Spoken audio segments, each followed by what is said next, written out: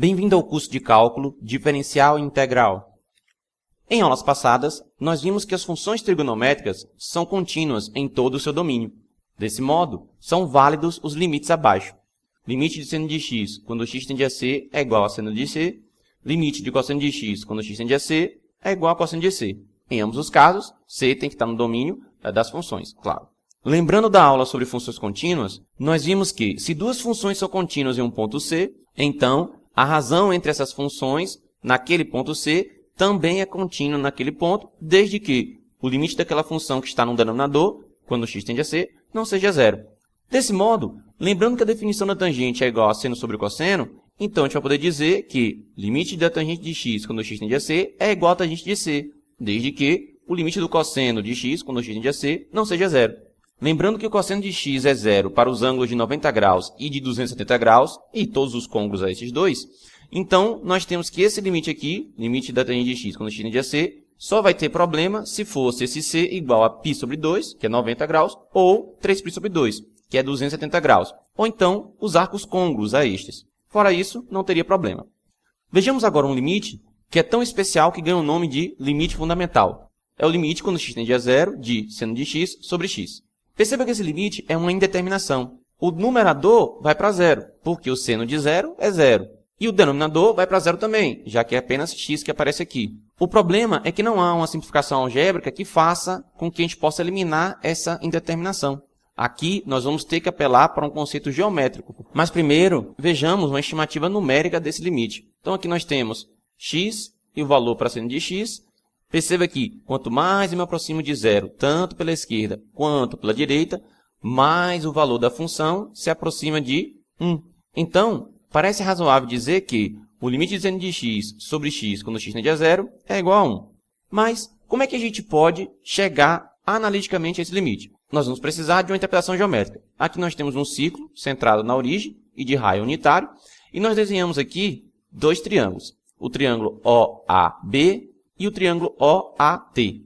Perceba que a área do triângulo OAB é menor do que a área do setor circular AOB, que é menor do que a área do triângulo OAT. Pois muito bem, a área de um triângulo é base de altura sobre 2. A área de um setor circular é o ângulo vezes o raio ao quadrado sobre 2, esse ângulo sendo medido em radianos. Então nós vamos poder armar esta na equação aqui, OA vezes BC sobre 2, que é a área do triângulo OAB, menor do que x vezes r ao quadrado sobre 2, que seria a área para o setor circular OAB, e OA vezes AT sobre 2, que seria a área do triângulo OAT.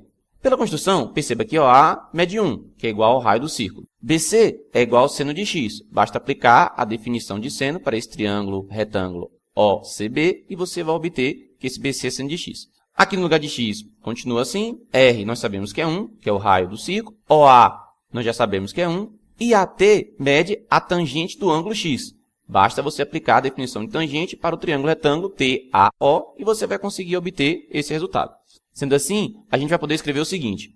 Seno de x sobre 2 vai ser menor do que x sobre 2, que vai ser menor do que tangente de x sobre 2. Agora, se eu dividir toda essa equação por seno de x sobre 2, o que vai acontecer? Aqui vai sobrar 1, aqui vai sobrar x sobre seno de x, e aqui vai sobrar 1 sobre cosseno. Lembre-se que tangente é seno sobre cosseno. Se você tiver dúvida, faça essas contas todas detalhadas no papel. Aqui eu não vou detalhar todas as contas, tudo bem? Então, continuando. Aplicando as propriedades de inequações, nós podemos inverter cada um desses termos e obter essa outra inequação. Cosseno de x menor do que seno de x sobre x menor do que 1. Agora, perceba o seguinte. Nós sabemos que a função cosseno é contínua em todo o seu domínio, e nós vimos no início dessa aula que o limite do cosseno de x, quando x tende a zero, seria cosseno de zero, e o cosseno de zero é 1. Por outro lado, perceba que o limite de 1, que é uma constante, quando x tende a zero, é 1 também. Então, é razoável a gente imaginar que, já que seno de x sobre x é um valor que é maior do que cosseno de x e menor do que 1, e, no limite, este lado da desigualdade vai para 1 e este lado vai para 1, então é razoável pensar que esse termo aqui central também vai para 1. Para ser rigoroso, essa ideia segue de um teorema que nós veremos a seguir.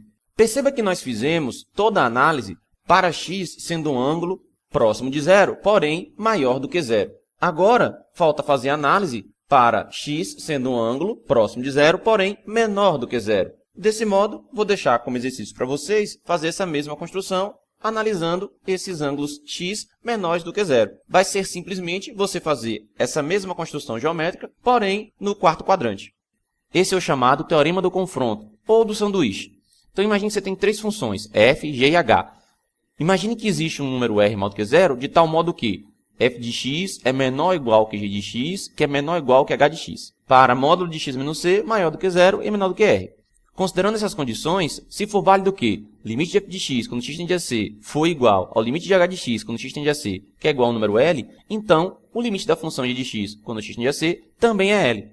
Vejamos a interpretação geométrica desse teorema. Então aqui nós temos o gráfico de três funções genéricas, f, g e h. Perceba que nesse intervalo que vai daqui até aqui, a função f é menor do que a função g, que por sua vez é menor do que a função h. Perceba que quanto mais eu faço x se aproximar de c, tanto a função f quanto a função h aproxima-se de L. Ou seja, o limite da função f de x ou da função h de x quando x tende a c é igual a L. Neste contexto aqui, teremos também que o limite da função g de x quando x tende a c é igual a L. Vejamos um exercício usando o teorema do confronto. Então, calcular esse limite aqui usando o teorema. Sabemos que qualquer ângulo A é tal que o cosseno de A é maior ou igual a menos 1 e menor ou igual a 1. Ou seja, qualquer ângulo tem o valor do seu cosseno entre menos 1 e 1. Sendo assim, se x não é zero, o que não é porque aqui x se aproxima de zero, x não é zero, nós vamos ter que o cosseno de 2 sobre x vai ser um número que é maior ou igual que menos 1 e menor do que 1. Se a gente multiplicar toda essa equação por x à quarta, que é um número positivo e que, portanto, não vai alterar a equação, nós vamos obter essa nova equação aqui. Menos x à quarta menor ou igual a x à quarta vezes cosseno de 2 sobre x menor ou igual que x à quarta. Mas, perceba que o limite de menos x à quarta quando x tende a zero é igual ao limite de x à quarta quando x tende a zero, que é igual a zero. Dessa forma, vai seguir pelo teorema do confronto que o limite de x à quarta vezes o cosseno de 2 sobre x quando x tende a zero é igual a zero. Vejamos agora outros exercícios. Na grande parte dos exercícios envolvendo limites trigonométricos, todo o trabalho será desenvolver o limite original até chegarmos ao limite fundamental. Então, nesse caso aqui, vejamos como é que a gente pode fazer. Primeiro, perceba que 1/3 é uma constante. Portanto, entre aspas, podemos tirá-la do limite. Depois, se nós multiplicarmos tanto o numerador quanto o denominador dessa fração por 2, nós não teremos essa fração. Novamente, este 2 que apareceu aqui no numerador é uma constante. Nós vamos, entre aspas, tirá-lo do limite e ficamos com esse limite aqui. 2/3 de limite quando x tende a zero de seno de 2x sobre 2x. Perceba que esse limite está quase no formato do limite fundamental. Façamos então a substituição u igual a 2x. Ora, se u é igual a 2x e x tende para zero, então u também tende para zero. Portanto, o limite, quando x tende a zero de seno de 2x sobre 3x, vai ser igual a 2/3 do limite de seno de u sobre u quando u tende a zero. Eu só fiz aqui substituir 2x por u. Agora sim, eu tenho algo que está no formato do limite fundamental. Nós sabemos que esse limite é 1, portanto, isso aqui vai dar 2/3 vezes 1, que é 2/3. Tome muito cuidado. É muito comum os alunos errarem questões assim, pois eles, entre aspas, tiram esse 2 que está aqui dentro da função seno para fora da função seno. Não façam isso. Isso não é válido. Ou seja, o seno de 2x não é a mesma coisa que 2 vezes o seno de x. Ok? Vejamos outro exercício. Calcule o limite quando x tende a zero de cosseno de x menos 1 sobre x. Como nós já vimos, nós temos que desenvolver esse limite até chegar no limite fundamental. Perceba que aqui não tem nenhum termo envolvendo seno. De alguma forma, eu vou ter então que fazer aparecer esse termo.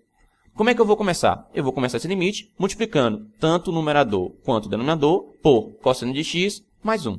Desse modo, eu fiz aparecer no numerador o produto notável que é diferença de quadrados. Então isso aqui vai ser cosseno ao quadrado de x menos 1. E no denominador eu não faço nada, eu apenas repito. Lembrando da identidade trigonométrica fundamental, o seno ao quadrado de x mais o cosseno ao quadrado de x é 1. Sendo assim, aquele limite original vai poder ser escrito como sendo limite quando x tende a zero de menos seno ao quadrado de x sobre x, que multiplica cosseno de x mais 1. Novamente, se você não estiver entendendo esses passos, eu recomendo que você pegue um papel, pegue um lápis e refaça tudo detalhadamente. Não é o meu objetivo aqui ficar detalhando todas as contas, tudo bem?